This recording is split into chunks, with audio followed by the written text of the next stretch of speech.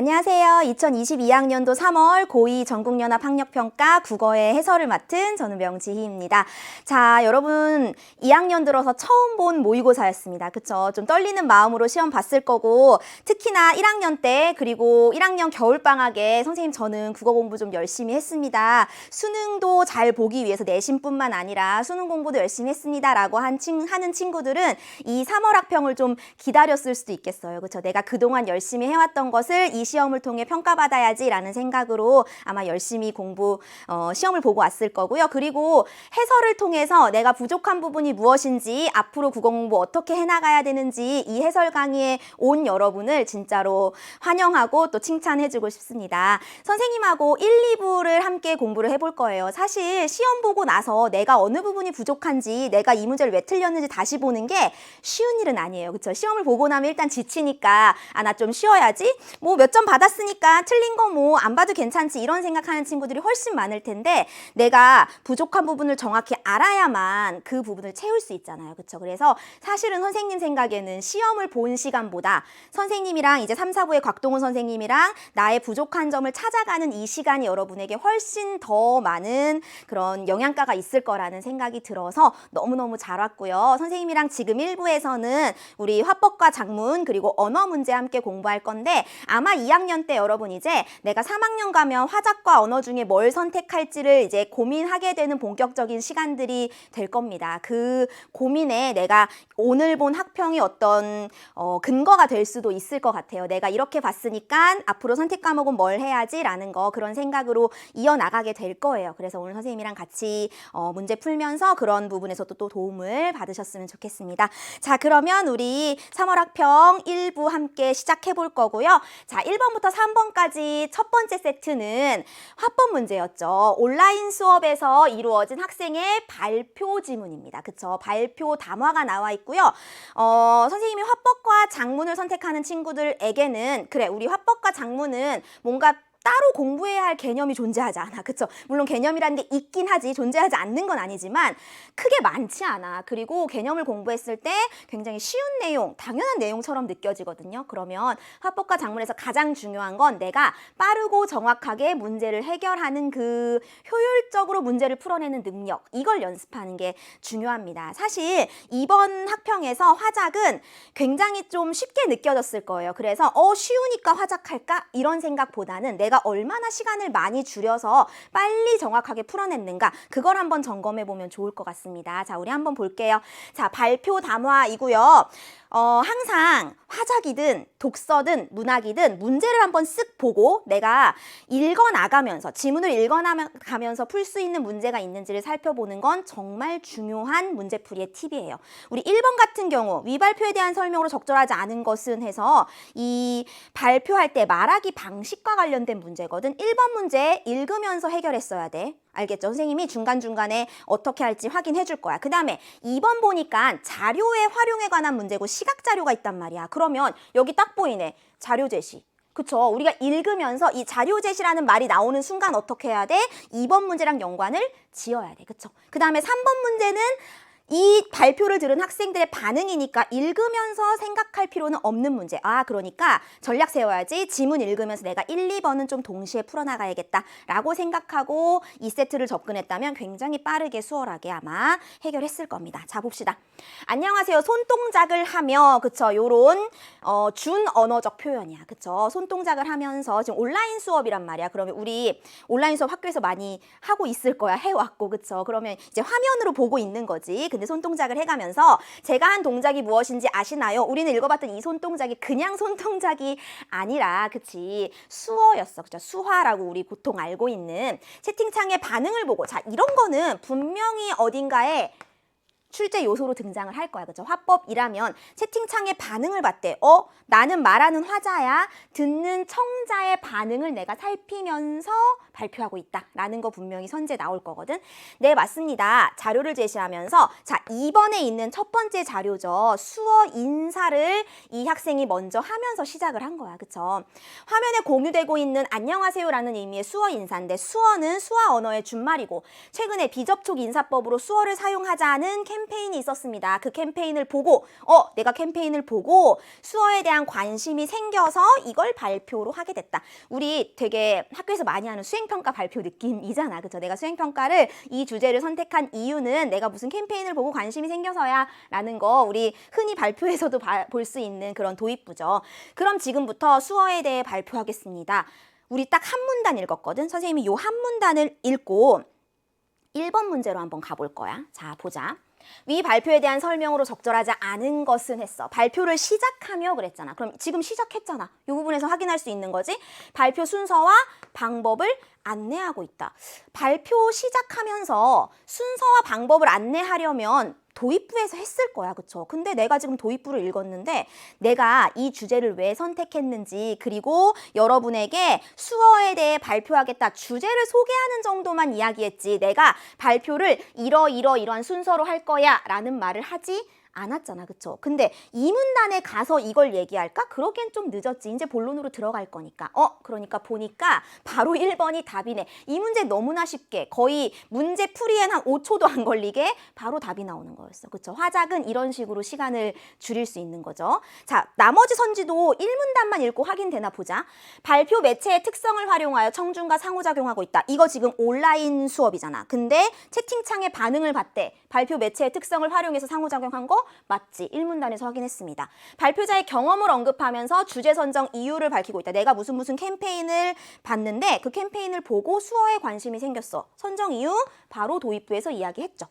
시범을 보이며 발표를 진행하여 청중의 이해를 돕고 있다. 처음 시작할 때 손동작을 했는데 그게 뭔가 그냥 뭐 이렇게 주의를 끌기 위한 손동작이 아니었어. 그쵸? 보통 화법에서는 그런 손동작이 나오는데 여기서는 뭐였어? 수화에 대한 시범을 보인 거잖아. 그쵸? 그리고 시범은 계속 보일 거지만 어쨌든 우리 1문단에서 바로 확인했어.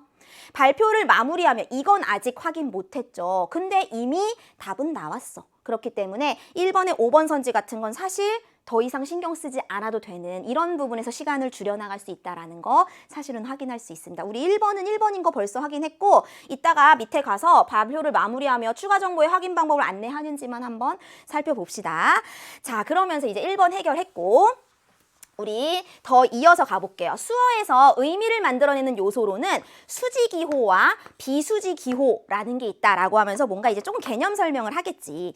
수지기호라는 것은 손의 모양, 위치, 움직임 등을 통해서 의미를 나타낸다. 가령 하면서 자, 보고 계신 화면처럼 자, 빨리 풀고 싶은 생각에서였는지 이 부분을 놓친 친구들이 많은 것 같아. 사실은 이 화법 세트 전혀 어렵지 않았거든. 근데 선생님이 오답률을 봤더니 2번 문제가 오답률 2위인 거야. 선생님 좀 깜짝 놀랐어. 아, 우리 친구들이 이거 빨리 읽어야 된다는 거, 빨리 풀어야 된다는 강박 때문에 미처 꼼꼼히 읽지 않은 거지. 사실 화법 지문에서도 이렇게 개념을 다루는 부분이 있고 개념을 설명하면서 자료를 활용한다라고 하면 이 부분 우리 좀 꼼꼼히 읽어줘야 돼. 그쵸? 근데 이 부분을 좀 빠르게 훑어내려고 한 친구들은 2번 문제를 풀면서 뭔가 막히지 않았을까. 2번 문제가 오답률 2위였어, 얘들아.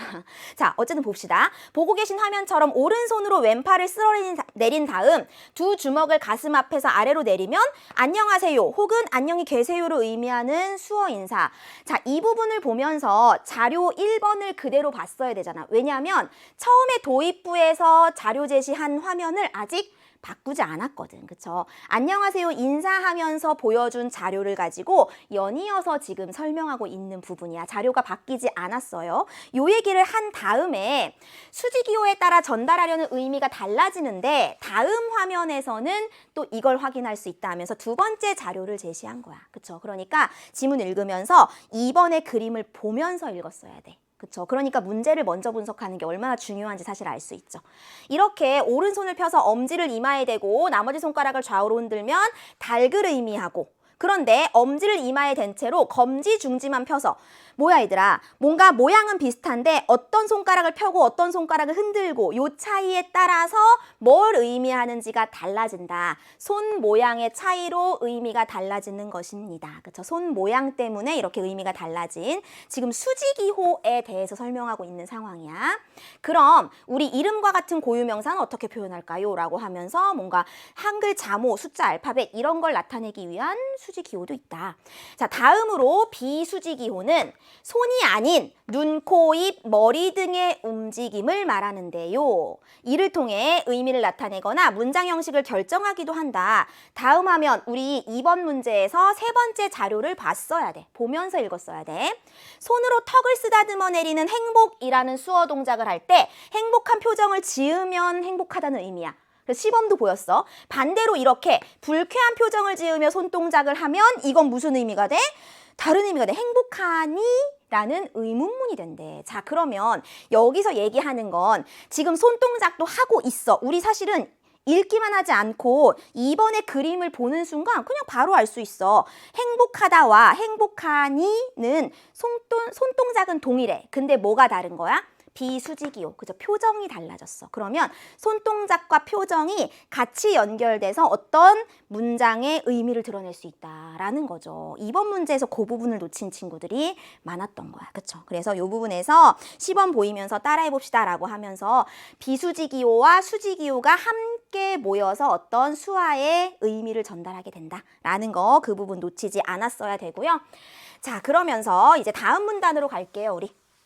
지금까지 수어의 수지기호와 비수지기호에 대해 살펴보았는데요. 자, 더 알고 싶은 분은 제가 참고한 국립국어원 누리집과 어디를 보시면 도움을 받을 수 있을 겁니다. 그쵸? 1번에 5번 선지에 추가 정보의 확인 방법 여기 나온 거 우리 확인했다. 그쵸? 이 부분 1번에 5번 선지도 맞다는 거 확인할 수 있고요. 채팅창을 보면서 어떻게 인사하냐는 질문이 올라왔는데요 하면서 제가 처음에 알려드린 수어 인사를 하시면 됩니다 하면서 인사하면서 발표를 마쳤습니다. 요 마지막 부분 같은 거는 그냥 우리 빠르게 넘기면 되는 거였죠. 그럼 선생님이 강조했던 거 우리 2번 문제로 갑니다. 자, 이렇게 자료가 있었어. 읽으면서 확인했어야 돼, 반드시. 그러지 않았기 때문에 2번 문제의 오답률이 높을 거라고 선생님 생각합니다. 자, 1번 선지 볼게요. 자료 1을 활용해서 수어 인사에 대한 소개로 발표 시작해서 안녕하세요 라는 걸 수어로 하면서 그리고 이 자료를 보여주면서 시작했으니까 당연히 맞는 선지. 자료 1을 활용하여 수어의 의미를 나타내는 수지기호의 요소를 소개하고 있다. 맞잖아. 그쵸? 근데 2번을 답으로 체크한 사람들이 꽤 됐다는 거야. 우리 읽으면서 확인했으면 아, 되게 쉬운 건데 라고 지금 생각 들 거야. 그쵸? 자료를 교체하지 않은 채로 띄워놓은 자료를 보면서 첫 번째 수지기호의 개념을 설명했거든. 맞는 선지입니다. 자료 2를 활용해서 수지기호에 따라 수어의 의미가 달라질 수 있음을 보여주고 있다. 맞지? 지금 손동작을 어떻게 하느냐에 따라서 닭이 될 수도 있고 경찰이 될 수도 있다라는 이야기 했죠. 맞는 얘기. 자, 자료 3을 활용하여 비수지기호만으로, 사실 이런 말이 붙어 있으면 한번 의심해야 돼, 얘들아. 비수지기호만으로 행복하니? 라는 의문문을 만드는 방법을 설명하고 있다.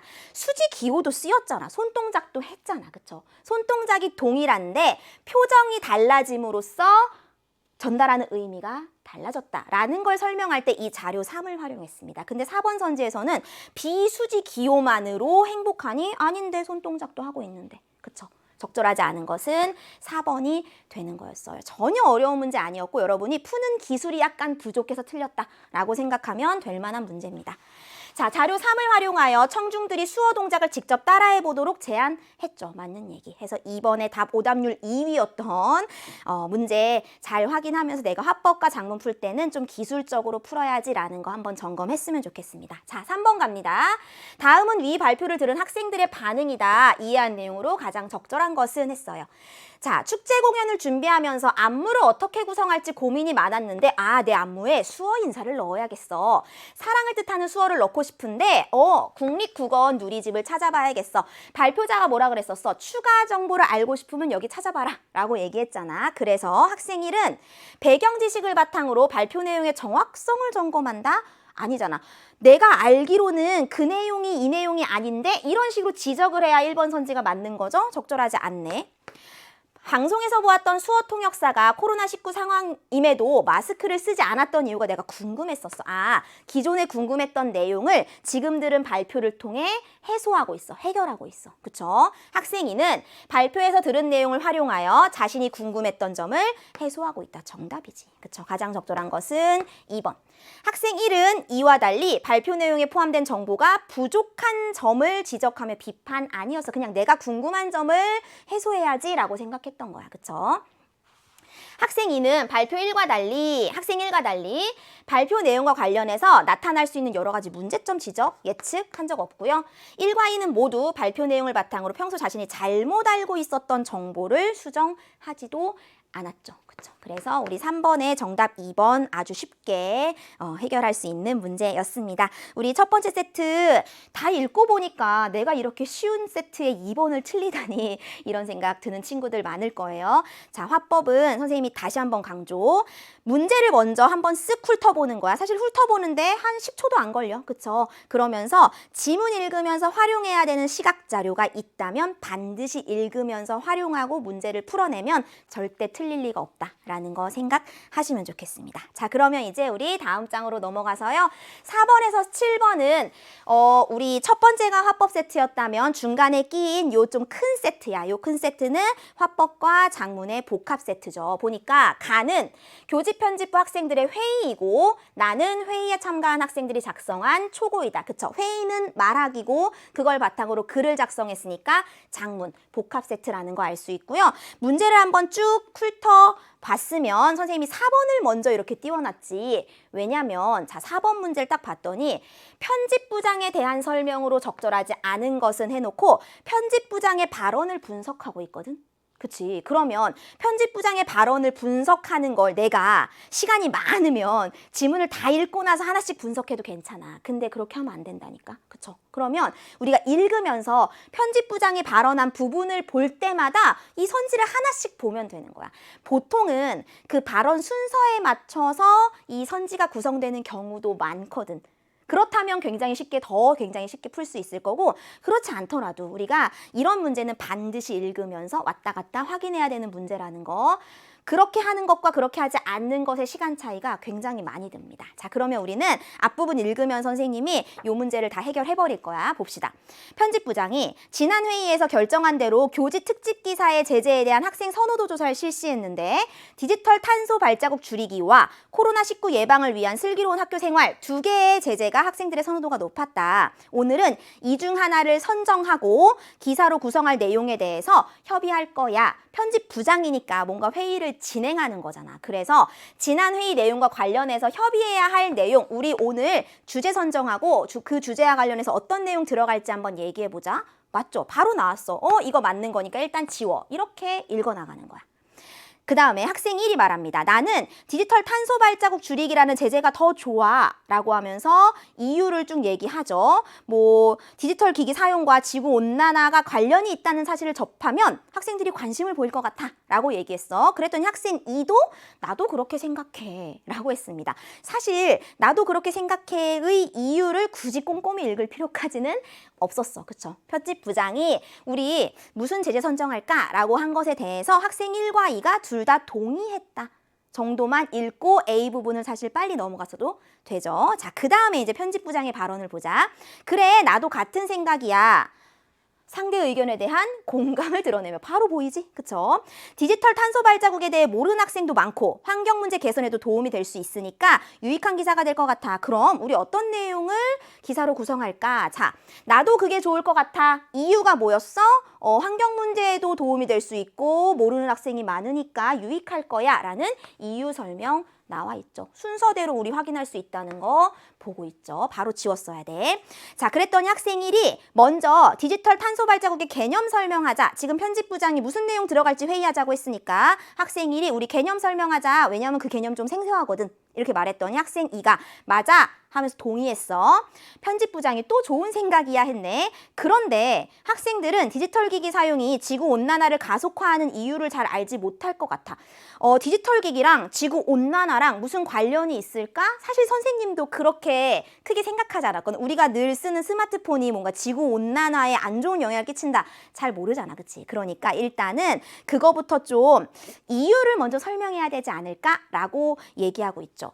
여기에 보이네. 물음의 형식을 통해 왜? 글의 내용으로 구성하면 어떨까? 물음의 형식을 통해서 자신의 의견을 상대에게 제안하는 거죠. 나와 있네. 이것도 지웠어야 돼.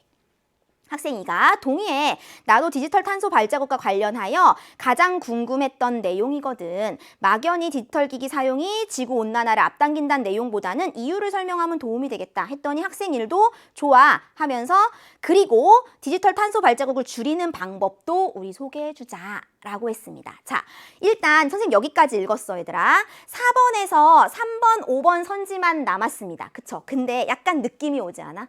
1, 2번과 3번은 없고 4번은 뛰어넘었다. 그러면은 약간 요 내용은 아직 안 나왔는데 뭔가 순서상 얘가 없네. 이게 답일 가능성이 약간 높아 보이긴 합니다. 근데 어쨌든 우리 남은 부분에 편집부장의 발언이 더 있으니까 그 부분을 읽으면서 둘 중에 하나 나와 있는 거 확인하면 읽으면서 그냥 4번은 해결되는 문제구나 라는 거 확인할 수 있겠죠. 선생님 지금 끄는 이유가 있지 얘들아. 눈치챘어야 되는데 A, B까지 읽었거든. 그러면 A, B와 관련된 문제를 여기서 바로 풀어버리는 거야. 한번 생각해봐 얘들아. 내가 시험 볼 때 이 지문을 쭉 읽고 문제를 4, 5, 6, 7 순서로 풀었다. 그렇게 풀면 안 돼요. 선생님 단언합니다. 화법과 작문에서는 왔다 갔다 하는 게 훨씬 더 시간을 줄일 수 있어. 우리 여기까지 읽은 다음에 A, B 관련해서 5번 문제 갈 거야. 지금 5번 문제 보니까 A, B에 대한 설명으로 가장 적절한 것은 했거든요. A는 무슨 대화였고 B는 무슨 대화였는지를 확인해 보라는 거야. 그러면 우리 A 부분만 한번 볼까? A는 상대와의 의견 차이를 좁히기 위한 대화. 얘들아 지금 의견 차이 자체가 없었어. 왜냐하면 두 가지 제재가 있는데 어떤 게 나을까 했더니 학생 1도 이거. 학생 2도 이거, 편집부장도 그래 나도 그거야 했잖아. 의견 차이 자체가 없었으니까 좁히기 위한 대화가 아니죠. 기사 작성의 방법을 협의했어. 기사를 어떻게 작성할까? 뭐 글로 쓸까? 뭐 인터넷에 올릴까? 이런 얘기한 거 아니잖아. 그쵸? 기사의 제재를 선정하기 위한 대화 맞잖아. 회의 방법과 절차를 협의, 우리 어떤 방식으로 회의할까? 아니었어. 기사의 필요성에 대해 공감하는, 이 기사를 쓰는 것이 왜 필요한지에 대해서는 공감했어. 그쵸? 이러이러한 이유에서 이런 제재로 기사를 쓰자 라고 했으니까. 그럼 A와 관련해서 일단 3, 5번, 그럼 B와 관련해서는 사실 시험 상황에서 3, 5번만 확인하면 되겠다. 그쵸? 우리 공부하는 거니까 다 봅시다. B는 어떤 대화였냐면 어떤 요소를 넣을까? 개념 설명하자. 근데 뭔가 이유도 설명해줘야 될 것 같아. 그 다음에 방법 설명하자. 이렇게 뭐였어? 기사에 담을 내용 요소를 생성하는 대화였잖아. 그쵸? 그러니까 사실 답이 될 수 있는 건 3번밖에 없었다라는 거. 상대의 의견을 수용하는 대화? 뭐 의견을 수용하는 대화일 순 있어. 그래 맞아 동의했으니까. 그쵸? 요거는 맞을 수 있겠네. 기사에 포함될 정보를 선정하는 대화도 맞다. 그쵸? 그 다음에 회의 참가자의 다양한 생각을 공유하는 대화. 뭐 나는 이거 넣었으면 좋겠어. 나는 이것도 괜찮을 것 같아. 뭔가 다양하게 어떤 요소들을 얘기하는 거니까 뭐 이것도 그럴 수 있겠다. B는 기사 내용에 대해 상반된 견해를 제시하는 대화는 아니었지, 그치? 그래서 우리 B에 관해서는 맞는 선지가 많긴 했지만 A로 이미 3번, 5번밖에 남아있지 않았죠. 그래서 5번에 적절한 것은 3번. 이렇게 중간에 이 문제를 바로 해결해 버렸어야 된다라는 거. 이렇게 풀어야 시간 줄일 수 있다는 걸 꼭 기억하고 앞으로 화작 풀 때 선생님이 알려준 방법을 좀 꼭 적용했으면 좋겠어요. 자, 그 다음에 이제 다시 지문으로 갑시다. 또 편집부장 얘기 나왔어. 그럼 몇 번 문제 풀 준비해야 돼? 4번. 그럼 디지털 탄소 발자국을 줄이는 방법에는 어떤 것이 있을지 말해보자. 내가 본 다큐멘터리에서는 디지털 탄소 발자국을 줄이는 방법의 핵심이 데이터 센터에 저장되거나 송수신되는 정보의 양을 줄이는 것이라고 했어. 그러면 불필요한 이메일이나 메시지를 주고받는 것만 줄여도 디지털 탄소 발자국을 줄이는데 도움이 되겠네 라고 얘기를 했죠. 자, 보니까 그러면서 맞아. 또 누리소통망이나 인터넷에 불필요한 상업 광고나 게시물 탑재를 제한하는 것도 효과가 있겠지? 편집부장이 지금 첫 번째로 얘기한 건 우리가 뭔가 서로 주고받는 데이터의 양을 줄여야 된다. 라는 게 첫 번째였어. 그쵸? 방법의 첫 번째. 그 다음에 학생 1이 제안한 건 뭐지? 불필요한 상업 광고나 게시물 탑재를 제한하는 것도 효과가 있을 거야 했는데 편집부장이 그래 좋은 생각이긴 한데 그건 우리가 할 수 있는 일은 아니잖아. 그쵸? 뭔가 상업 광고나 게시물 탑재는. 그래서 학생들이 자신의 메일함이나 블로그에서 이를 수시로 삭제하도록 안내하는 게 더 적절할 것 같아. 이 내용은 내용으로 조금 적절하지 않을 것 같아 라고 얘기했더니 동의. 자, 그러면 지금까지의 회의 내용을 바탕으로 초고를 작성해보자 라고 했습니다. 편집부장이 지금 마지막 부분에서 얘기한 거 요걸 봤더니 얘들아 4번에 5번 선지 한번 보세요. 상대 의견의 실현 가능성을 언급하며 대안을 제시하고 있다.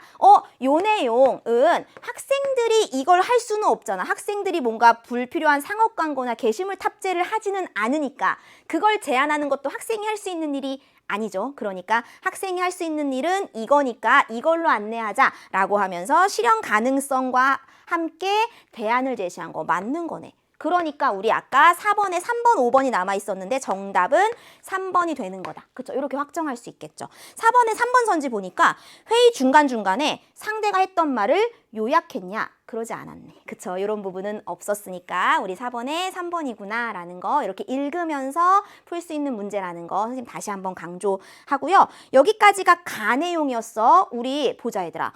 가를 읽으면서 4번, 5번을 다 해결해버렸다. 그쵸? 이제 나로 갑니다. 선생님이 또 얘들아 나를 여기다가 보여주지 않고 바로 6번을 보여줬어. 왜냐하면 나를 읽으면서 이 문제 바로 풀 거거든. 보세요. 가의 내용이 나에 반영된 양상으로 적절하지 않은 것은 지금 이 세트의 구성 자체가 가에서 회의를 했어. 그 회의의 내용을 바탕으로 나라는 글을 썼어. 회의의 내용이 글에 어떻게 반영이 됐는지를 나보고 점검하래. 이 문제에서. 그쵸? 그러면 어떻게 반영됐는지 이 반영이라는 말이 발문에 나오는 순간 이 문제는 지문 읽으면서 푸는 거야 라는 생각을 해도 무방합니다. 사실은. 화작에서는. 그래서 우리 나를 읽으면서 반영된 것들 하나하나 그냥 바로바로 대입하면 금방 답이 나올 만한 문제예요. 자, 읽어봅시다. 지구온난화를 가속화하는 디지털 탄소 발자국이라는 제목으로 자, 우리는 흔히 화석연료를 사용하는 공장이나 자동차 등을 지구온난화의 주범이라고 생각해왔죠, 여러분도. 지구온난화를 가속화하는 이산화탄소의 주요 배출원이 공장이나 자동차였기 때문에. 그리고 지구온난화 문제의 심각성을 알리기 위해서 탄소 발자국이라는 지표를 지금까지 사용해왔다. 사실 탄소 발자국이라는 말은 많이 들어봤지 얘들아. 디지털 탄소 발자국은 잘 못 들어봤어도 일단은 1문단에서 탄소 발자국이 무엇인지에 관해서 설명을 하는 거잖아요. 탄소 발자국이란 인간의 활동이나 인간이 사용하는 상품의 생산과 소비 과정에서 발생하는 이산화탄소의 양이다 라고 하면서 그 탄소 발자국 자체의 개념에 대한 설명을 1문단에서 했어. 그리고 우리 1번 선지 보니까 가에서 언급된 디지털 탄소 발자국의 주요 배출원을 나의 1문단에서 예를 들어 설명하고 있다? 아니 우리 지금 읽었잖아. 나의 1문단을. 그치? 나의 1문단에서는 탄소 발자국의 개념을 얘기했거든. 근데 지금 1번 선지에서 디지털 탄소 발자국의 배출원을 1문단에서 예를 들어 설명했대. 이런 거 안 나왔는데? 그쵸? 6번의 바로 답은 1번. 이렇게 쉽게 풀리네. 그쵸? 6번의 답 이거 읽으면서 풀었으면 그냥 1문단에서 바로 다 이렇게 쉽게 풀리는 문제였어. 그쵸? 이거 다 읽고 하나하나 점검했으면 약간 허무했을 만한. 그쵸? 자, 2문단 갑니다. 최근 디지털 탄소 발자국이 주목을 받고 있는데 여기서 이제 디지털 탄소 발자국의 개념을 얘기하고 있지. 디지털 탄소 발자국이라는 것은 컴퓨터, 스마트폰, 태블릿 PC와 같은 디지털 기기를 사용할 때 발생하는 이산화탄소의 양을 의미하는데 스마트폰이 보급되고 나서 이게 엄청 늘었겠구나라는 거 예상할 수 있죠. 우리 2번 선지에서 디지털 탄소 발자국의 개념을 설명하자는 의견을 반영해서 2문단에서 그 개념을 구체적으로 소개, 바로 읽었습니다. 그쵸? 3문단으로 가보세요. 아니다. 얘들아, 3번 선지도 확인할 수 있네. 2문단이라고 했으니까. 자료를 활용해서 이 탄소 발자국 중에서 디지털 탄소 발자국의 비중이 늘어나고 있다. 왜? 스마트폰 보급 이후에 3배 이상 디지털 탄소 발자국의 비중이 증가했다라는 게 또 2문단의 후반부에 있었네. 그러니까 2문단 읽으면서 2번, 3번 다 확인했다. 그쵸? 3문단으로 가니까 그런데 디지털 기기 사용이 어떻게 이산화탄소 배출을 늘리는 것일까? 라고 하면서 일반적으로 디지털 기기는 와이파이, LTE, 5G와 같은 네트워크를 사용하는데 이때의 다양한 디지털 정보가 다 데이터 센터라는 곳에 저장돼. 근데 그 정보를 처리할 때 발생하는 열을 냉각하거나 뭔가 정보를 송수신할 때 전력이 소모돼. 그게 바로 이산화탄소를 배출하는 주요 배출원이야 라고 얘기하고 있죠. 4번 선지 갔더니 이산화탄소를 발생시키는 이유에 대해서 3문단에서 데이터 센터와 관련지어 서술하고 있다. 정확하게 잘 정리했어. 그쵸? 마지막 3문단 갑니다. 그러면 학생인 우리가 디지털 탄소 발자국을 줄이기 위해서 실천할 수 있는 방법은 뭐지? 했더니 불필요한 이메일, 인터넷 게시물, 동영상, 자료 같은 거 삭제해야 돼. 또 불필요한 전화 통화, 이메일, 메시지의 송수진, 인터넷 검색 이런 거 줄이자라고 했습니다. 자, 5번 보니까 학생들이 줄일 수 있는 방법을 4문단에서 다양한 방법 열거하는 거 잘 반영됐네. 그쵸? 그래서 6번에 1번이 정답이고요. 사실은 선생님은 같이 공부하는 거니까 지금 쭉 읽으면서 하나하나 점검했지만 시험 상황에서 어떻게 해야 되더라? 1번이 너무나 명확한 답이다. 그러면 나머지 글은 좀 쑥 훑으면서 빠르게 시간 절약했어야 될 만한 그런 문제가 바로 6번 문제였습니다. 잘했죠? 자, 우리 이제 7번으로 갑니다. 보기는 학생들이 초고를 보완하기 위해 추가로 수집한 자료이다. 이런 문제도 작문에서 늘 나와 얘들아. 우리가 지문만 가지고 문제를 다 풀어내면 되게 쉬울 거야. 근데 늘 이렇게 추가 자료를 줍니다. 그쵸? 우리 추가 자료 한번 쑥 훑어봅시다. 환경부 자료를 봤더니 이산화탄소 배출량이 우리가 뭐 종이컵 좀 쓰지 말자. 그치? 일회용품 아끼고 차를 많이 타면 이산화탄소 배출 늘어나는 건 너무나 당연하게 알고 있는 건데 이메일, 전화, 데이터 송수신에도 이렇게 이산화탄소가 배출되는 거야. 심지어 데이터랑 종이컵은 똑같아 얘들아. 그쵸? 이산화탄소 굉장히 많이 배출되네라는 걸 실제 환경부 자료를 이용할 수 있겠다. 그쵸? 신문 기사 봅니다. 2010년 112개였던 국내 데이터 센터는 코로나19 유행 이전인 이때까지 158개로 완만한 증가 추이를 보였는데 코로나19 유행이 지속되면서 이 수요가 급증했다. 사람들이 집에 있으면서 전자기기 많이 사용하고 그쵸? 데이터를 많이 주고받고 그러다 보니까 데이터 센터가 엄청 수요가 급증했고 가동도 많아졌고 그러니까 탄소 발자국이 증가해서 지구온난화를 가속했다라는 신문기사 우리 연결할 수 있을 거고 전문가 인터뷰 봤더니요. 코로나19 유행으로 집에 머무르는 시간이 늘어나면서 스트리밍 서비스 우리도 많이 하지. 그치? 클라우드 서비스 이용량이 급증하면서 대용량 자료를 빈번하게 송수신하기 때문에 네트워크 사용량이 늘어나고 있다. 뭔가 좀 구체적인 이런 정보들이 추가로 제시가 된 거야. 그러면 이 내용을 바탕으로 우리 선지 봅니다. 기억을 활용해서 지구온난화의 원인이 되는 이산화탄소가 일회용품이나 자동차뿐만 아니라 그래 디지털 기기를 사용할 때도 배출되고 있다는 거 눈으로 보면 바로 알 수 있는 얘기였어. 니은을 활용해서 디지털 탄소 발자국이 늘어남에 따라서 지구온난화가 가속화되는 현상이 그치 사회적 문제로 대두되고 있다. 지금 니은에서 바로 니은의 제일 마지막 문장이 뭐였어? 사회적 문제로 대두되고 있다. 그대로 가져온 선지. 맞죠? 디귿을 활용하여 디지털 탄소 발자국을 줄이기 위해 스트리밍이나 클라우드 서비스를 이용할 때 대용량 자료의 송수신을 좀 줄이면 이산화탄소 발생을 줄일 수 있겠구나. 디귿을 읽고 금방 알 수 있는 내용. 자, 기억 니은을 활용하여 지구온난화를 가속화하는 요인이 다양화되고 있으므로 디지털 탄소 발자국을 줄이기 위한 제도적 장치를 마련해야 한다. 물론 필요할 수도 있어, 상식적으로는. 근데 우리가 지문을 읽으면서 혹은 이 보기의 자료에서 제도적 장치가 필요하다라는 말을 본 적이 있니? 없잖아. 그쵸? 자료에 제시된 걸 그대로 해석해야지. 자료 활용 방안이니까. 우리가 보기 자료를 통해서 뭔가 제도도 필요해 라는 말을 한 적이 전혀 없고 계속 무슨 얘기했어? 우리가 뭔가 데이터를 송수신할 때 뭐 좀 양을 줄이자 이런 이야기 위주로 지문이나 요 보기에서 얘기를 했었잖아. 그쵸? 그러니까 언급되지 않은 내용을 자료 활용 방안으로 제시했으니 당연히 적절하지 않은 거 4번 쉽게 고를 수 있었을 겁니다. 자, 니은 디귿을 활용하여 급격하게 늘어난 데이터 센터의 수와 디지털 기기 사용 양상을 언급하며 코로나19 유행 이후에 이 탄소 발자국이 급증하였다는 내용 추가 니은 디귿에서 같은 맥락으로 이야기하고 있었죠. 해서 우리 7번의 답은 4번 이렇게 고를 수 있었고요. 얼마나 이 세트를 빠르게 풀어내느냐가 관건이었어 사실은. 그래서 이 4번, 7번이 뭔가 좀 덩치가 크잖아. 그치? 읽을 거리가 많잖아. 읽을 거리가 많기 때문에 순서대로 천천히 풀어냈다면 언어 파트를 풀면서 언어에서 시간이 좀 오래 걸리네 라고 조금 당황했을 수 있을 만한 그쵸? 여기서 시간을 많이 줄였어야 된다라는 걸 강조하고요. 이제 우리 화법과 작문의 마지막 작문 세트로 갑니다.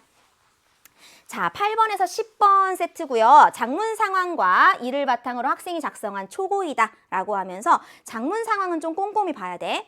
일상의 경험에서 발견한 가치를 담은 글을 쓴다. 일상의 경험을 통해서 뭘 깨달았는지.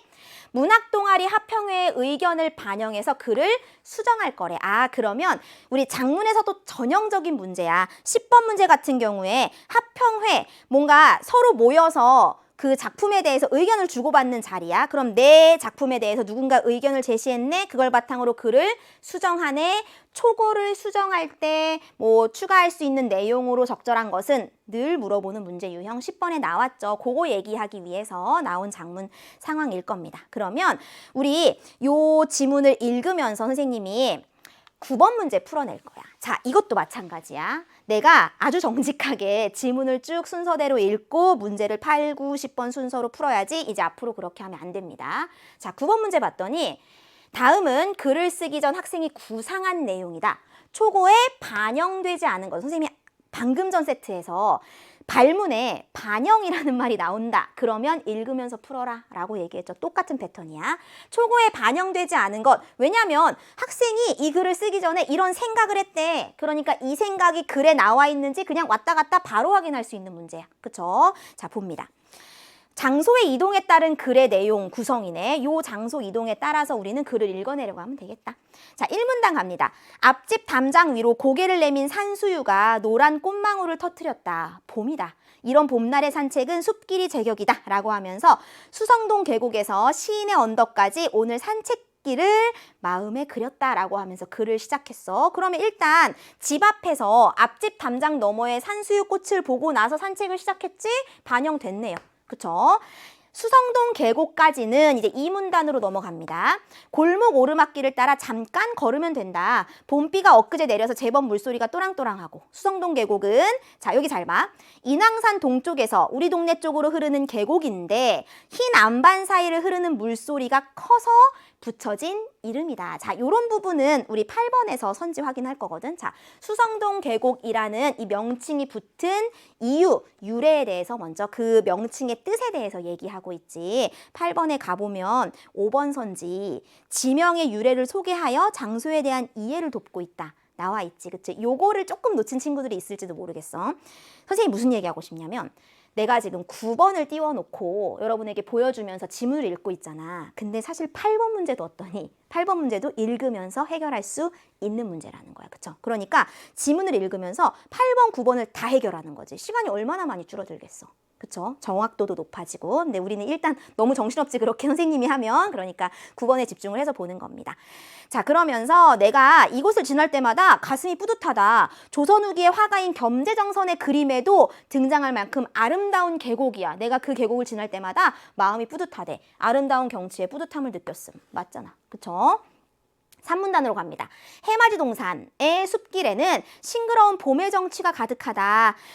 산들바람에 꽃눈을 매단 조팝나무 가지가 한들거리고 개나리랑 진달래가 벌써 환하게 꽃물이 돌고 조팝나무, 개나리, 진달래를 봄 맞죠? 그치? 그 다음에 넘어가서 가온다리와 바위들 보니까 가온다리를 건너다 보니 길이는 짧지만 우쭐우쭐하게 출렁거린다. 가온이라는 것은 중간의 라는 의미의 순우리말이다 라고 하면서 자, 가온다리를 지나면 이 바위들이라고 했거든. 두꺼비 바위와 이빨 바위를 만날 수 있는데 무심코 지나치면 형상을 볼 수 없는데 잠시 멈춰서 바라보면 웃음이 난대 얘들아. 두꺼비 바위와 이빨 바위야. 명칭을 보는 순간 약간 좀 재밌을 것 같지 않니? 그 모양 자체가 이 이름이 붙었다는 건. 그리고 절로 웃음이 난다 라고 했거든. 근데 두꺼비 바위에서 위압감을 느낌? 전혀 아니잖아. 그쵸? 이어지는 내용도 보면 얼굴 생김새가 정말 두꺼비 같고 이빨 바위는 딱딱 소리를 낼 것만 같아서 웃음이 난다고 했으니까 위압감을 느낌 아니겠지. 9번에 반영되지 않은 것은 4번. 이렇게 답이 나오는 거지. 마지막 시인의 언덕으로 갑니다. 수성동 계곡에서 시인의 언덕으로 오르는 숲길은 가파르지는 않지만 나무 계단이 많은 오르막의 연속이다. 그래서 오르막을 천천히 걸음했고 다리가 뻐근하고 조금 숨이 차지만 왠지 마음이 달큼하다라고 해서 조금 숨이 차지만 마음이 달큼한 반영됐습니다. 마지막에 보면 얘들아 5문단의 맨 끝으로 가봐. 난 지치고 힘들 때 이곳에 오르면 내 영혼의 가압을 느낀다.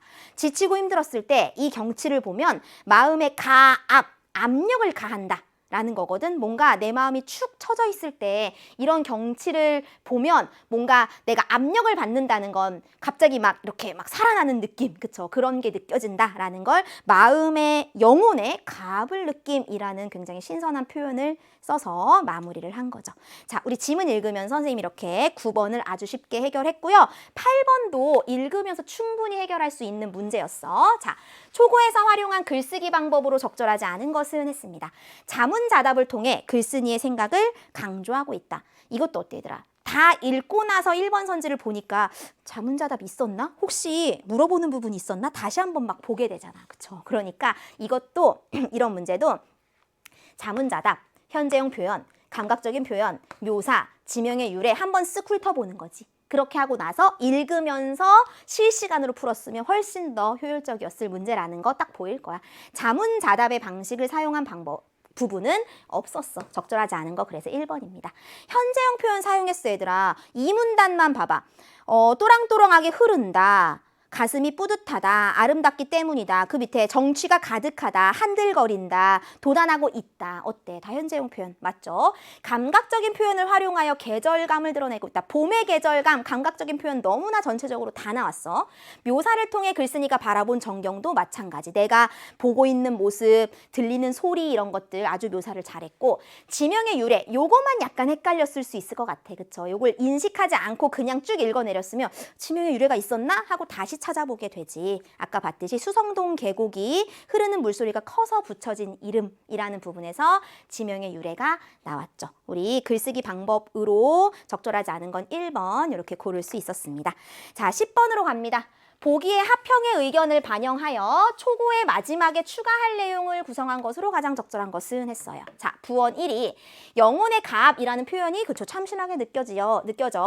시인의 언덕으로의 산책이 너에게 주는 의미를 좀 비유적으로 나타내면 더 좋을 것 같아 라고 했습니다. 비유적 표현이 있으면 좋을 것 같아. 그 다음에 부원 2는 너와 함께 산책하는 기분이 들어 좋았어. 글을 마무리할 때 산책을 끝내고 집에 돌아온 후의 느낌을 드러내면 더 좋겠어. 그러면 요 두 가지 내용이 쭉 연결된 문장이 뭔지만 찾으면 되겠다. 그쵸? 시인의 언덕에 오르니 마음의 근육에 힘줄이 선다. 얘들아 이게 진짜는 아니잖아. 그쵸? 마음의 근육에 힘줄이 선다라는 건 비유적 표현이잖아. 그쵸? 영혼의 가압과 연결해서 영혼의 가압이라는 게 압력을 준다, 압력을 가한다라는 거니까 마음의 근육에 힘줄이 선다. 잘 연결되죠. 그쵸? 비유적 표현으로 집에 돌아오니 마음의 뜰하게 봄의 생기가 넘친다. 집에 돌아온 후에 느낌을 드러내면 더 좋겠어. 바로 나왔네. 집에 돌아왔더니 마음의 뜰하게 봄의 생기가 넘쳐. 맞네. 1번 이게 바로 적절한 것은 나왔습니다. 그쵸? 시인의 언덕에 올 때마다 마음이 순수해진다. 이건 비유적 표현 아니잖아. 시인의 서시 한 구절을 읊조리며 산책을 마치고 집에 들어선다. 이거는 그냥 집에 들어서는 과정이지 집에 돌아온 후의 느낌은 또 아니네. 수도가압장에서 우러러본 하늘이 매우 파랗다. 비유적 표현 아니죠? 시인의 언덕은 재충전의 기회와 용기를 주는 영혼의 가압장이다. 이것도 집에 돌아온 후의 느낌도 나타나지 않았어. 시인의 언덕에 서서 불어오는 바람을 맞으니 기분이 상쾌하다. 비유적 표현 아니지. 윤농주 문학관에서 집으로 다시 산책을 이어간다. 집에 돌아온 후의 느낌도 아니네. 시인의 언덕은 나에게 세상과 소통하는 길을 보여준다. 나는 수도가압장에서 내 영혼이 세차게 흐르는 것을 느낀다. 영혼이 세차게 흐른다. 이런 거 비유적 표현이야. 그쵸? 비유적 표현은 드러나 있지만 집에 돌아온 후의 느낌이 없었습니다. 그래서 우리 10번에 둘 다 만족한 것은 1번이구나. 이렇게 초고의 마지막에 추가하면 되겠습니다. 자, 우리 빠르게 실시간으로 문제 잘 풀어냈습니다. 혹시나 내가 이번 시험에서 시간이 좀 부족했어요 라고 한다면 얼마나 시간을 많이 줄일 수 있는지 선생님하고 지금 확인했을 거야. 그쵸? 요거는 연습을 조금만 하면 되는 거거든 얘들아. 우리가 앞으로 3학년 과정 선생님 저는 언어가 좀 어렵습니다. 사실 그렇잖아. 언어는 개념 공부를 좀 많이 해야 되거든. 그게 부담스럽기도 하고 저는 좀 언어랑 안 맞아요. 이런 친구들도 꽤 있어요. 그런 친구들은 화법과 작문을 선택하게 될 텐데 선생님이 지금 이야기했던 빠르게 읽고 문제를 효율적으로 풀어내는 기술을 많이 연습해낸다면 화법과 작문, 그래 언어를 선택하는 것보다 조금 더 수월하게 해낼 수 있는 측면이 있는 것도 사실입니다. 그쵸? 자, 그러면 이제 우리 화작을 끝냈고 이제 언어 파트로 들어가 볼 겁니다. 자, 11, 12번 요 세트가 우리 친구들에게 조금 부담스럽지 않았을까라는 생각이 드는데 선생님은 사실 3학년 강의를 많이 하고요. 학교에서도 3학년 친구들하고 함께 하다 보니까 이제 3학년 시험 이번에 3학년도 학평을 받고 그죠? 1, 2, 3학년 다 같이 봤지. 3학년 문제와 2학년 문제가 어떻게 다른가에 대해서 여러분에게 조금 정보를 주고 싶더라고. 사실은 이제 우리가 3학년 가서 내가 국어 선택 과목에서 언어를 선택하겠다라고 지금 혹시 벌써 결심한 친구가 있을지 모르겠어요.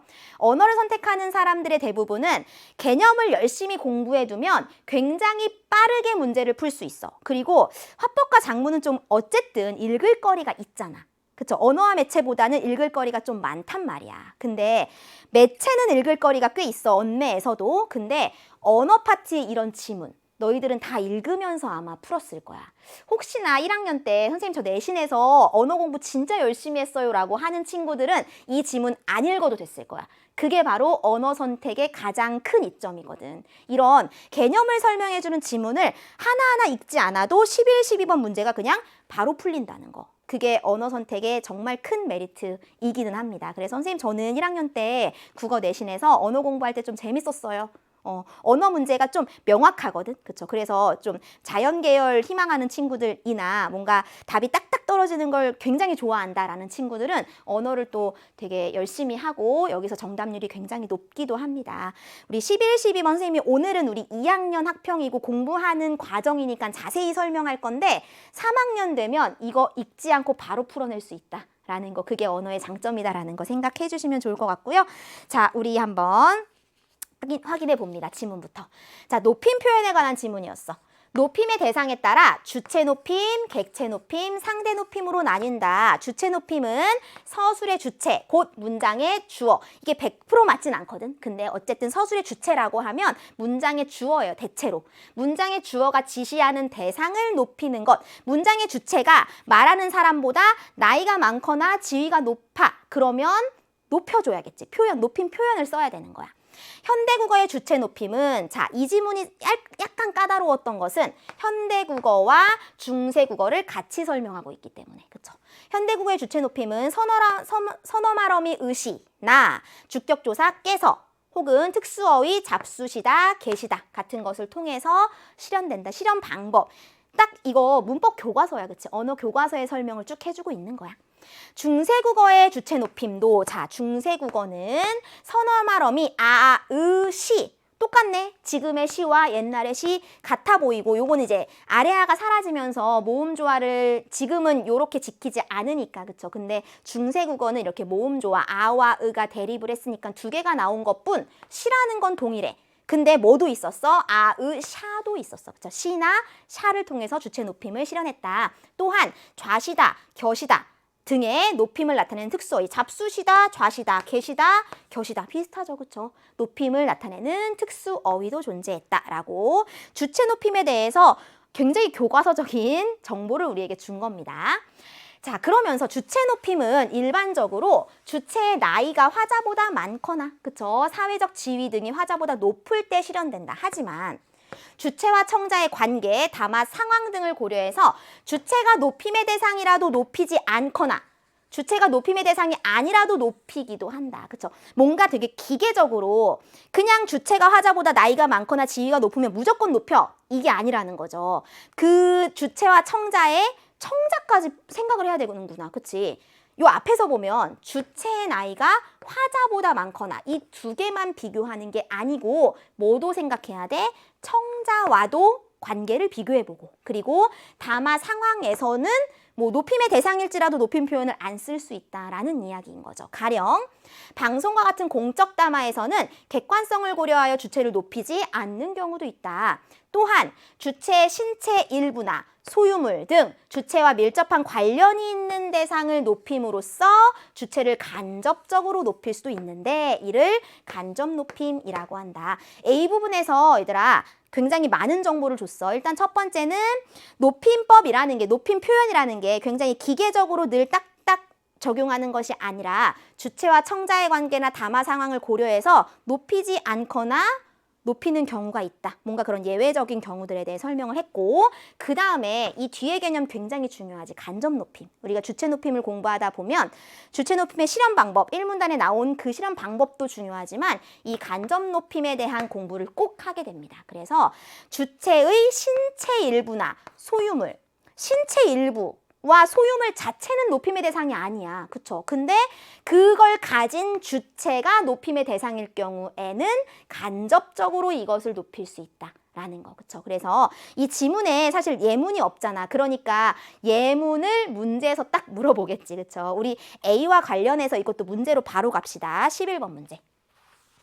A를 바탕으로 보기를 이해한 내용으로 적절하지 않은 것은 했습니다. 자, 아버지께 선생님께서는 책이 많으십니다. 자, 이게 바로 뭐야? 간접 높임의 예문입니다. 이거 굉장히 낯설었다면 높임법 공부가 좀 제대로 안 된 경우일 거야. 높임법의 개념 공부가. 아버지께, 그래서 선생님께서는 책이 많으십니다 했습니다. 이거 사실은 문법에서 굉장히 중요한 예문이거든, 얘들아. 이 문제에선 다루지 않았지만 이걸 서술절이라고 부릅니다. 그래서 이 문장을 보면 주어가 두 개인 것처럼 보이지, 얘들아. 선생님께서는도 주어고 책이도 주어. 인 것처럼 보입니다. 그런데 이게 서술절이야. 그리고 이 전체 문장의 주어는 선생님께서는 일단 높였어. 선생님은 높임의 대상이니까 이 주격조사, 높임의 주격조사로 높였지. 근데 우리 지금 뭘 볼 거냐면 책이라는 것 자체는 높임의 대상이 아니야. 그쵸? 근데 누구의 책이라서? 선생님의 책이라서 어떻게 표현했어? 많으십니다. 시라는 주체 높임의 선어말 어미를 붙였다. 이게 핵심인 거지, 그쵸? 그래서 이런 게 간접 높임이야. 책 자체는 객관적으로 높임의 대상이 아니지만 선생님의 소유물이기 때문에 시를 붙였다. 그래서 1번 선지 보니까 기억에서는 선생님의 소유물인 책을 높임으로써 선생님을 간접적으로 높이고 있다. 이게 맞는 설명인 거야. 그쵸? 책 자체를 높인다기보다는 책을 가진 선생님을 높이기 위해서 책에 대해서 요 시라는 높임 표현을 썼다라는 의미겠죠. 적절한 선지입니다. 자, 니은 보니까요. 방송에서 세종대왕이 한글을 창제했습니다. 세종대왕님을 높이지 않다니. 왜? 방송이니까. 그쵸? 담화의 객관성을 고려해서 세종대왕을 높이지 않고 있다. 창제하셨습니다. 라고 시를 붙이지 않았잖아. 방송 담화, 객관적인 담화이기 때문에. 맞죠? 수업의 선생님이 발표할 어린이는 손을 드시면 됩니다. 그쵸? 선생님보다 당연히 어린이가 나이가 적잖아. 그치? 나이가 어림에도 불구하고 손을 드시면 됩니다. 손 들면 돼. 이렇게 하지 않고 손을 드시면 시라는 주체 높임의 선어말 어미를 썼습니다. 왜? 수업이라는 뭔가 사적인 대화가 아니라 이것도 그 안에서는 어떤 공적인 담화 상황이라고 할 수 있잖아. 그쵸? 그래서 그 담화 상황을 고려해서 어린이를 높여준 거 맞죠? 어린 손자에게 너희 엄마는 언제 출근하셨니? 했어. 자, 어린 손자가 듣고 있기 때문에 보세요. 너희 엄마는 사실 보니까 이 말하는 사람보다는 어떨 것 같아? 별로 높지 않거나, 그쵸? 뭐 동갑이거나, 그쵸? 그럴 수 있어. 이 말하는 사람에게는 객관적으로 높지 않을 수 있는데 듣는 사람이 누구라서? 어린 손자라서, 그쵸? 손자니까 이 너희 엄마는 아마 이거 할머니가 하는 말 같지, 그치? 상황상, 그치? 할머니가 뭐 자신의 딸이야 주체는. 그리고 손자한테 너희 엄마는 언제 출근하셨니? 이렇게 물어보는 거잖아. 그쵸? 그러면 이 상황을 머릿속에 그려봤을 때 화자보다 이 주체가 나이가 어리지만 듣는 사람, 청자를 고려해서 높여준 거. 우리 A에서 설명 봤습니다. 그쵸? 리을에서는 주체인 엄마와 청자인 손자의 관계를 고려해서 화자가 주체보다 나이가 많지만 주체 높임 표현에 시를 썼다라는 거 맞는 설명. 할아버지께 아버지는 아직 병원에 가지 않았습니다. 자, 이걸 봤더니 지금 할아버지께 이거 말하는 사람의 입장에서 아버지는 당연히 나보다 높아. 주체 높임을 실현해야 돼. 근데 듣는 사람이 누구라서? 할아버지라서 어떻게 했어? 병원에 가지 않았습니다. 높이지 않았거든. 그쵸? 근데 5번 선지 봐봐. 주체인 아버지와 화자의 관계를 고려한다? 그러면 높였어야지. 그쵸? 근데 여기서 설명을 했지. 아버지를 높이고 있다. 사실은 좀 너무 선지가 약간 선생님은 아, 이거 좀 더 어렵게 꼴 수 있었는데 막 이런 생각을 했거든. 왜냐면 주체와 화자의 관계를 고려했으면 높여야 되는 게 맞지. 주체보다 아버지가 높잖아. 근데 이 표현 자체가 높임을 안 썼잖아. 이런 거 하나도 생각하지 않고도 아버지를 높이고 있다? 응? 안 높였는데 5번이 답. 이렇게 너무 단순하게 답이 나오는 문제였어, 사실은. 그쵸? 이 예문을 주고 내려니까 사실 이렇게밖에 낼 수 없긴 했지만, 자, 여기서 중요한 거 얘들아, 사실은 요즘에는 많이 안 가르치는 개념이긴 합니다. 요런 걸 얘들아 압존법이라고 불러요. 압존법. 그래서 뭐냐면 이게 지금 화자보다 아버지가 높잖아. 그럼 주체 높임 실현해야 돼. 근데 아버지보다 청자가 높은 거야. 그러니까 청자를 고려해서 이 대상에 대한 주체 높임을 실현하지 않는 것. 이걸 압존법이라고 부릅니다. 근데 이 용어 전혀 몰라도 이 용어를 요즘엔 직접 뭔가 설명하거나 개념을 물어보진 않고 이런 예문을 주면 분석 정도만 할 수 있으면 충분하겠죠. 그래서 우리 11번의 답은 5번. 사실 답은 좀 쉽게 나오는 11번 문제는 쉬웠고요. 우리 12번이 아마 어려웠을 거야. 자, 지문으로 다시 갑니다. 이제 주체 높임에 대해서 우리 공부했고 이제 객체 높임 갑니다. 서술의 객체인 문장의 목적어나 부사어가 지시하는 대상, 이 객체 높임에 대해서 좀 자주 헷갈려 해. 어디에서? 중세국어에서. 그래서 12번 문제의 오답률이 4위였습니다. 좀 높았어. 자, 현대국어의 객체 높임은 부사격 조사 깨나 모시다, 여쭙다 등의 특수어휘를 통해서만 실현된다. 자, 객체 높임은 얘들아 목적어나 부사어를 높이는 게 핵심이야. 일단 이거 기억해야 돼. 그러니까 문장에서 목적어나 부사어를 무조건 먼저 찾아야 돼. 목적어는 목적격 조사 을을 쓰인 거. 그쵸? 부사어는 에게가 쓰인 게 부사어야. 그쵸? 요거 좀 외우듯이 기억해야 됩니다. 중세국어의 객체 높임은 부사격 조사 끼, 얘가 현대의 깨에 해당하는 거겠지? 그 다음에 모시다, 뇌시다 비슷해. 엿잡다, 지금의 여쭙다 거의 동일하잖아. 근데 중요한 거 이거야. 이건 정말 중요한 정보. 객체 높임의 선어말 어미 삽, 잡, 잡 이거 3개. 자, 현대국어의 객체 높임은 부사격 조사나 특수 어휘로만 실현돼. 선어말 어미가 없어. 자, 주체 높임의 선어말 어미는 현대국어에 시 있어. 그쵸? 객체 높임에는 선어말 어미가 없어. 근데 중세국어에서는 선어말 어미가 있었다. 이거 굉장히 중요한 문법 정말 출제 요소입니다. 이거 굉장히 중요한 거 우리 지문에서 볼 거야. 자, 상대 높임은 화자가 대화의 상대인 청자. 상대는 청자야. 요거만 기억하면 됩니다. 높이거나 낮추는 것으로 주로 씁니다, 알아어라 등의 종결 어미로 실현된다. 문장의 끝부분을 보면 사실 단순하죠. 듣는 사람을 높일 때 우리 반말과 존댓말 요 개념이 약간 상대 높임인 거야. 중세국어의 상대 높임 또한 현대국어와 마찬가지로 주로 종결 어미 동일해. 그렇지만 현대국어와 달리 상대 높임의 선어말 어미가 또 있었네. 그쵸? 아, 현대국어와 달리 중세국어에는 객체 높임과 상대 높임의 둘 다 선어말 어미가 쓰였다.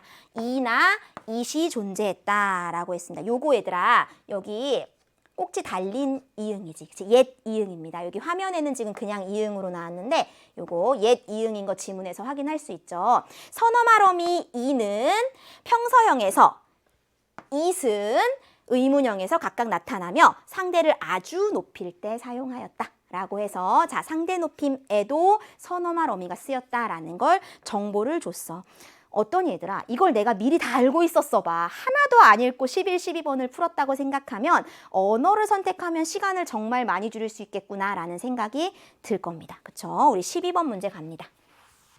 윗글을 바탕으로 보기에 A에서 C 지문을, 요 예문을 탐구한 내용으로 적절하지 않은 것은 했어요. 자, 현대국어와 중세국어가 나란히 나오면 보통 중세국어를 분석하라는 문제잖아. 그쵸? 그럼 중세국어 지문만 보면 나는 사실 해석이 힘들어. 그쵸? 누구나 그래. 그러니까 현대국어를 주는 거야. 잘 대응만 시키면 됩니다. 보세요. 대사가 그랬어. 얘가 주어구나. 확인하면 돼. 하샨, 하신, 주어니까, 주어가 높으니까 하신으로 주체 높임 썼구나. 확인할 수 있었죠?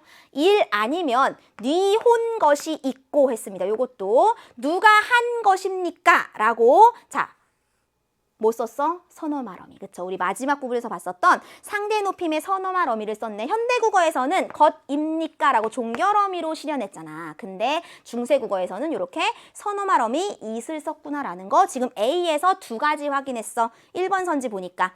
중세국어에서는 샤를, 현대국어에서는 시를 사용하여 주체인 대사를 높이고 있다. 그쵸? 하샨, 하신. 맞잖아. 그대로 눈으로 보며 확인할 수 있는 선지. 중세국어에서는 현대국어에 없는 it을 사용하여 대화의 상대인 청자를 높이고 있다. 그쵸? 누가 한 것입니까? 현대국어에선 종결 어미로 실현했지만 중세국어에서는 it 이라는 우리 예문에서 봤던 상대 높임의 선어말 어미를 써서 청자를 높이고 있다. 맞죠? 그대로 확인했습니다. 자, B지문 보세요. 중세국어에서는 이 돈을 가져가 어머님을 공양하잡고 했습니다. 이거 잘 봐야겠다. 그쵸? 어머님을 공양하고로 해석을 했어. 근데 자, 보니까 요거 특이하게 생긴 거. 그쵸? 이거 반치음 들어가 있는 이라고 읽는. 자, 이게 뭐였어? 우리 질문에서 객체 높임의 선어말 어미라고 봤잖아. 그러면 이 문장의 객체가 누군지 찾자. 객체는 뭐라 그랬어? 목적어 또는 부사어. 목적어가 뭐였던 거야? 어머님을. 아, 그럼 주체보다 객체인 어머님이 더 높네. 그렇기 때문에 공양하고. 현대국어에서는 그냥 공양하고라고 써. 왜? 이 특수어인 없으니까. 근데 중세국어에서는 더 철저하게 객체 높임을 한 거야. 그래서 공양하잡고 이렇게 선어말 어미를 썼다. 라는 거죠. 3번 선지 봐봐. 중세국어에서는 현대국어에 없는 잡을 활용하여 객체인 어머님을 높이고 있다. 맞잖아. 그쵸? 3번 선지 잘 확인했죠? 요거 잘 봤어야 돼. 그 다음에 C를 우리 분석해 봅시다. 태자를 끓여 앉아봐 했습니다. 끓여 앉아봐. 안 하겠네. 그쵸? 근데 여기도 보니까 안 하. 현대국어에는 높임 표현이 안 들어가 있어. 근데 중세국어를 보니까 앉아봐. 요거 어떻게 해야 되라? 앉잡. 이렇게 하자, 얘들아. 정확하게. 요게 어간이고, 요게 선어말 어미고, 그 다음에 요렇게 결합한 거야. 그러면서 요게 두 개 결합하면서 요 비읍에 요 순경음이 붙어서 앉아봐 이렇게 된 거거든. 이것까지는 아직 전혀 몰라도 상관이 없고. 그러면 이 선어말 어미를 봐봐. 이것도 역시 우리 지문에서 봤잖아.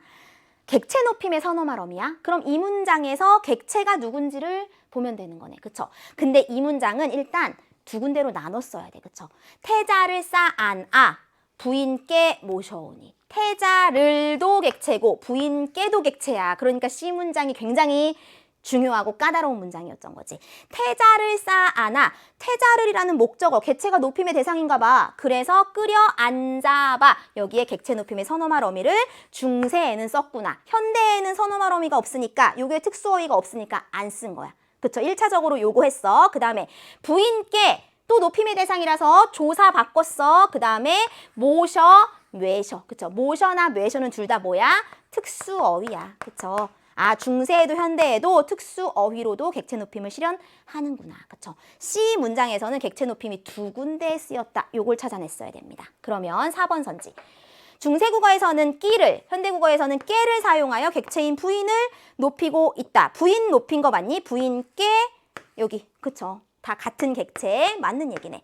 중세국어에서는 뇌셔를, 현대국어에서는 모셔를 사용하여 주체인 태자를 왜 높입니까 지금? 그쵸? 일단은 이것도 되게 사실 단순하게 답이 나왔어.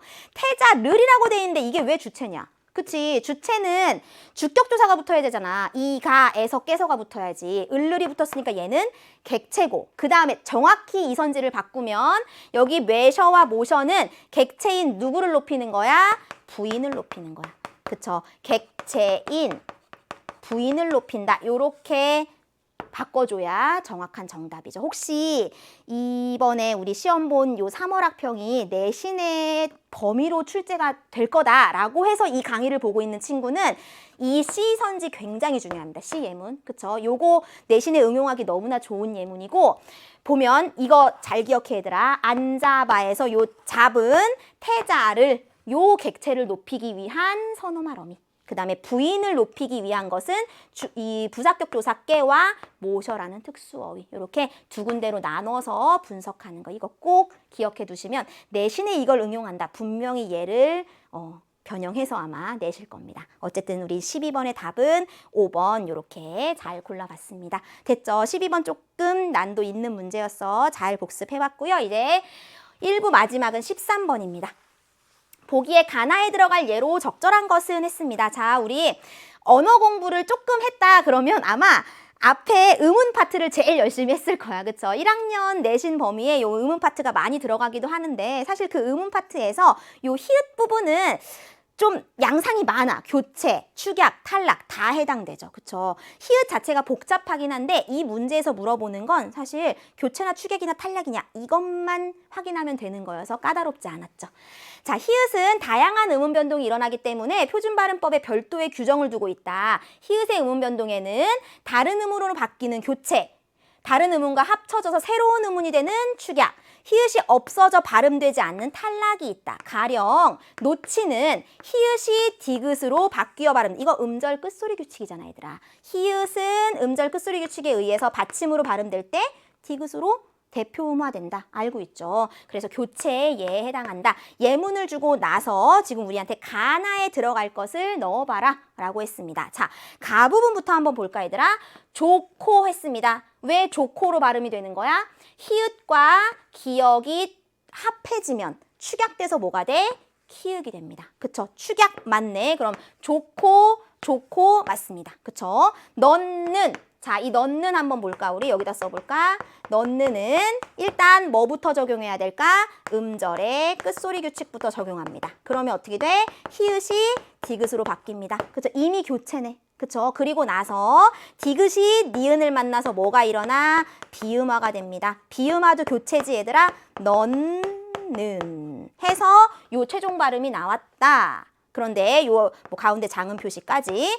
근데 우리는 지금 축약칸에서 찾아야 되는 거거든. 이건 둘 다 교체였네. 우리 공부하는 거니까 요게 어떤 절차를 거쳐서 넣는이 되는지도 당연히 알아야 되는 거. 일단 여긴 지워버리고. 그쵸? 좁힌 비읍과 히읗이 축약돼서 피읍이 됐구나. 이것도 축약 맞네. 가에 들어갈 수 있는 거 1, 2, 5번이고 이제 탈락 봅니다. 탈락은 히읗이 아예 발음되지 않는 거야. 그쵸?